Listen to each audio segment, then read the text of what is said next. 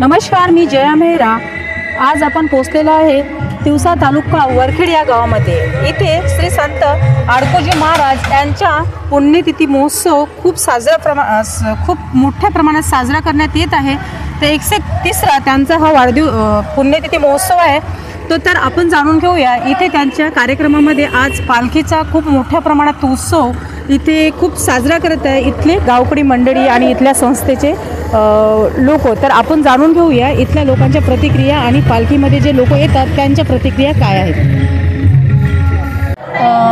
आपण इथे वरखेडमध्ये आलो होतो हे सगळ्यांनाच माहीत आहे। तर हे बुलढाणा जिल्ह्यातील सेगाव इथली गजानन महाराजांची पालखी आहे। तर इथे जे लोक भाविक मंडळी आहे पालखीसोबत आलेली आहे, महिला आहे, पुरुष आहे, लहान मुलं पण आहेत। तर त्यांच्याकडनं आपण जाणून घेऊया का इथे जे येतात हे लोक किती वर्षापासून येत आहेत ते आपण विचारून घेऊया। किती वर्षापासून येतात? हे 15वं वर्ष आहे आमचं, हे 15वं वर्ष आहे। आणि श्री गजानन महाराज आणि श्री आडकोजी महाराज हे गुरुबंधू आहेत। हे दोन्ही गुरुबंधू आहेत।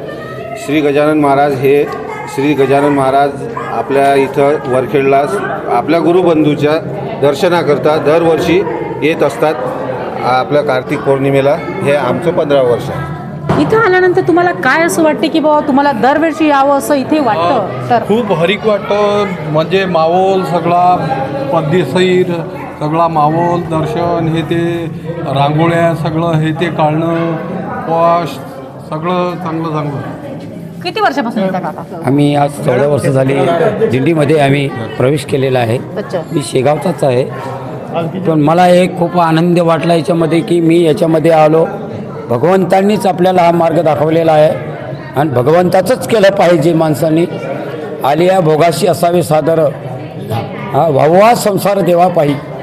तर आपण पालखींच्या त्या सूत्रधार जे यांनी ते पालखी आणतात दरवर्षी, ह्या काकांकडे आपण जाणून घेऊया की पालखीमध्ये येताना हे लोक एवढे सारे तुमच्यासोबत येतात काका, एकोप्याने तुम्ही सोबत येतात। तर किती वर्षापासून तुम्ही हा जो तुमचा प्रवास चालू आहे तर किती वर्षापासून? 15 वर्ष झाले। आम्ही 2010ला याचा आरंभ केला। अच्छा, 7 वर्ष आम्ही सर्व ही मंडळी जवळजवळ 150 लोक आम्ही पैदल चालत होतो आणि 2018 पासून आम्ही गाड्यानं प्रवास करतो, कारण की पैदल चालणाऱ्याची संख्या कमी झाली होती। आणि काकाचं म्हणणं असं आहे की 2018 पासूनच ते गाडीनं प्रवास करत आहे। या पहिले जे आले तुम्ही पूर्ण पैदल वारी करायचे, तर बघा यांच्यामध्ये एवढी त्यावेळेस लोकांमध्ये एवढी पुरते की ते ह्या कार्यक्रमासाठी पैदल वारी करायची। आणि आज जे आहे ते तर ते थोडेफार आता ST वगैरे किंवा बसेस यांचा उपयोग करून इथे येतात।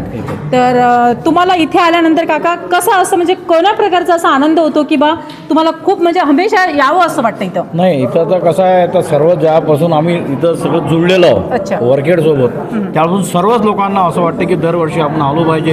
इथं एक पॉवर हाऊस आहे, तिथून गेल्यानंतर एक वर्षभराची आम्हाला ऊर्जा मिळते आणि एक वर्षभर आम्ही पुढच्या वर्षी पुन्हा यासाठी इथं तयार होतो आणि एक वर्षभर आमची ऊर्जा टिकते। चला, काकाला इथं आल्यानंतर खूप चांगल्या प्रमाणे अशी ऊर्जा मिळते की त्यांना नेक्स्ट टाइम एक पुढच्या वर्षी यावं असं इथे वारंवार असं त्यांना वाटत राहतं। चला, दुसऱ्या पालखीकडे आपण जाऊन बघूया की इथे जे आलेले हे जे पालखीचे जे लोक आहेत ते हे कुठले आहेत। तर खडे हो जाऊ, कुठून आले आहेत ताई तुम्ही? परतोडा म्हणजे येते कुठे? हा लायनोजी महाराज टाकरखेड इथून हे परतोडा या गावामधून हे पालखी आलेली आहे। तर आपण जाणून घेऊया यांना इथं आल्यानंतर तुम्हाला काय असं वाटते की बा तुम्ही एकदम दरवर्षी इथे येतात आणि चांगल्या रीतीने तुम्ही हा कार्यक्रम पार पाडतात? आम्हाला इथे पंढरपूरला आल्यासारखं वाटते, छान वाटत आहे। पंढरपूरला आल्यासारखं वाटते? काय वाटते काकू तुम्हाला इथे आल्यानंतर? मी दरवर्षीच येत असते इथे, आम्हाला यावं वाटते असं लहानोजी महाराजची पालखी घेऊन यावं असं वाटते। काय वाटते? उत्साह होते आमचा असा, आम्हाला आनंद होऊन जाते मनात, असं वाटते की आम्हाला दरवर्षी यावं। यांना असा आनंद होते की त्यांच्या आईकडे न जाता त्यांना इथे वरखेडमध्ये आल्यानंतर त्यांना असं एक माहेरमध्ये आल्या असं सारखं या लोकांना असं वाटते इथे। तर ह्या लोकांच्या खूप काही दसरा आमची माहेर आहे असंच वाटत आहे आम्हाला। कसं वाटतं तुम्हाला इथे? माहेर आणि दिवाळी वरखेडला आल्यानंतर आम्हाला असं वाटतं ह्या लोकांना म्हणजे सर्व सुख आणि दुःख इथे आमचे हरण होतात। यासाठी आम्हाला इथेच यावं वाटते, माहेरी जावं वाटत नाही। दरवर्षी आम्ही इथेच येतो, 14 वर्ष झाले। अरे वा, तर मी 14 वर्षापासून तुळस डोक्यावर घेते आणि त्यात मला इतकं समाधान वाटते की असं वाटतं आपण थोडंच म्हणजे असंच आपल्याला अखंड सौभाग्य शेवटपर्यंत देव माझ्यात आणि तुळशीचा मला असाच मान मिळत राहो. मला तुळस घेतल्यानंतर खूप समाधान असं वाटतं की आपण कधी आपले वर्ष येते आणि केव्हा आपण तुळस घेऊन जातो. काकू खूप कुठले दादा तुम्ही? आम्ही वनी मंगापूर. दरवर्षी तुम्ही इथे येतात तर कशासाठी येतात? पालखी घेऊन येता की तुमची सेवा असते? नाही, आम्ही गाव स्वच्छतेसाठी सेवाधारी म्हणून गाव स्वच्छता आणि इथं महाराजच्या तिथं सेवा देत असतो. किती दिवसाची सेवा असते तुमची? आमची 2 दिवसाची सेवा असते. 2 दिवसाची सेवा असते. तुम्ही दादा कशासाठी येतात? सेवेसाठी. सगळे लोक तुम्ही सेवेसाठी असते इथं. आणि इथे तुम्हाला जी सेवा तुम्ही देता त्यावेळेस तुम्हाला असं काय वाटते की तुम्ही म्हणजे 2 दिवसाची सेवा तुमच्या घरचे कामं आणि सगळ्या गोष्टी सोडून तुम्ही इथे सेवेसाठी येता? आम्हाला इथून सेवा दिल्यानंतर आमच्या वर्ष एकदम आनंदात आणि सुरळीत चालते आणि इथून जे आम्हाला वैयक्तिक जीवनात इथून प्रोत्साहन मिळतं. ठीक आहे. जी आम्हाला सांगितलं घटनेत सांगितलं तशाप्रमाणे चालू आहे. पण इथे एक विशेष करून एक गोष्ट अशी लक्षात येते की इथे आज 10-15 हजार लोक कमीत कमी जेवले आहेत. पण इथे आमच्या गावात सगळे जे मुलं आहे हा जो आहे सगळे मुलं मिळून हा हे करतात. म्हणजे इथे वाढणं वगैरे सगळं ते करतात. सगळं मॅनेजमेंट ते करतात. संस्थान पुरवते पण हे सगळं हँड जे आहे हे सगळे मुलं आणि सगळे गावकरी मिळून करतात. त्याच्यामुळे हा एकोपा आहे आणि त्याच्यामुळे सगळं चालू आहे. आज तुम्हाला सांगतो की सकाळी एवढा आनंद मिळते. मला तर आनंद मिळतोच, परंतु माझ्यासोबत आलेल्या काही लोकांनाही मिळतो आणि माझ्या कुटुंबाला त्याचा फायदा होतो. आणि ज्या गावामध्ये मी राहतो इथलं तत्त्वज्ञान जे मला प्रार्थनेतून आणि ध्यानातून काही प्रवचन कीर्तन ऐकूनातून जे मला तत्त्वज्ञान मिळते संतांचं, मी डवरगावला, तर त्याचा फायदा माझ्या गावाला, माझ्या कुटुंबाला आणि इतर माझ्यासोबत असले सर्वांना. काकांचं म्हणणं असं आहे की बा मी इथं आल्यानंतर मला इथे माझ्या गावाला आणि मला खूप चांगल्या प्रमाणे फायदा होतो. आणि आता ह्या काकांचं जाणून घेऊया. काका तुम्हाला काय वाटतं इथं आल्यानंतर? या ठिकाणी आल्यानंतर आम्हाला खूप आनंद मिळाला आणि दरवर्षीप्रमाणे आम्ही नियमितप्रमाणे या ठिकाणी येऊन राहिलो. आणि माझं गाव परतोळा, श्री समर्थ लहानूजी महाराज प्रार्थना मंदिर परतोळा, तहसील आर्वी, इथे आम्ही ध्यान आणि प्रार्थना डेली दररोज करतो. काकांनी सांगितलं की ध्यान आणि प्रार्थनामध्ये खूप काही तुकडोजी महाराजांना सांगितले की प्रार्थना करा, प्रार्थना केल्यानंतरच भरपूर काही मिळते आणि प्रार्थनेतून खूप काही मोठा उद्देश दिलेला आहे. तर वाटतं तुम्हाला हे देवाचं कार्य आहे. आम्ही यवतमाळ जिल्ह्यातून आलो. यवतमाळ जिल्ह्यामधून आले. तर देवरवाडी गाव हे कुठून म्हटलं? कोण्या गाव? देवरवाडी इथून हे लोक आलेले आहे यवतमाळमधून. 150 किलोमीटरहून हे लोक इथे आलेले आहेत. देवरवाडी गाव इथून आलेले आहेत. तर यांना कसं वाटते काका इथं आल्यानंतर? इथं असं वाटते स्वर्गात गेल्यावानी वाटते. अरे वा, यांना तर बिलकुल म्हणजे असं वाटते इथं आल्यानंतर की बा ते स्वर्गामध्ये आलेले आहेत. असं ह्या काकांचं म्हणणं आहे की त्यांना असं वाटतं की बा आम्ही स्वर्गामध्ये आलेलो आहे. वरखेड ह्या गावाला यांनी म्हणजे स्वर्ग असं याप्रमाणे त्यांनी एक उपमा दिलेली आहे. तर जाणून घेऊया अजून बाकी लोकांच्या प्रतिक्रिया. दादांनी सांगितले की बा इथली जी युवा पिढी आहे यांच्या सदैव बिलकुल त्यांच्या पाठीशी राहतात आणि त्यांचं पूर्ण सहकार्य यांना ते रात्रीचे 8 वाजो किंवा 9 वाजो ते त्यांच्या सपोर्टिंगसाठी तयारच असतात, हमेशा तत्पर असतात. तर तुम्ही ह्या मुलांसाठी काय बोलाल सर? त्याने कसं आहे हे सगळे आहे म्हणूनच हे चालू आहे. या सगळ्यांचे मनापासून तनमनधनाने हे करतात. काही व्यक्ती असे आहेत की जे आता दादांचं बद्दल सांगितलं, यांच्याबद्दल सांगितलं, प्रत्येक जणांनी इथे दानही करतात आणि श्रमही करतात.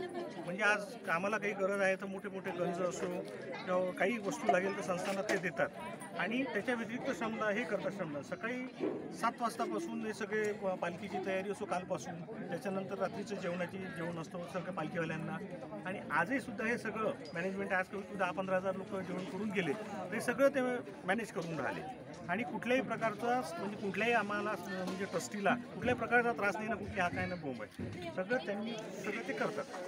7 दिवसापासून इथे लगातार जेवणाचा कार्यक्रम भाविक भक्ती जे येतात ते लगातार इथे 100 ते 150 लोक रोजचे असे जेवण करून 7 दिवसापासून ते जेवतात. इथे 200-250 लोक असे इथे रोज जेवण करतात आणि आजच्या दिवशी ते 15,000च्या वरत यांचा आकडा असा जातात. तर काका काय सांगाल तुम्ही कार्यक्रमाबद्दल? काय सांगाल, काय वाटते तुम्हाला ह्या कार्यक्रमाबद्दल? अशा प्रकारे खूप छान अशा प्रकारे कार्यक्रम एकदम सगळे लोक बाहेरचे सुद्धा ज्या मुली बाहेर गावी गेले राहते यावेळेस कार्यक्रमाला त्या येतात, कार्तिकलाच येतात.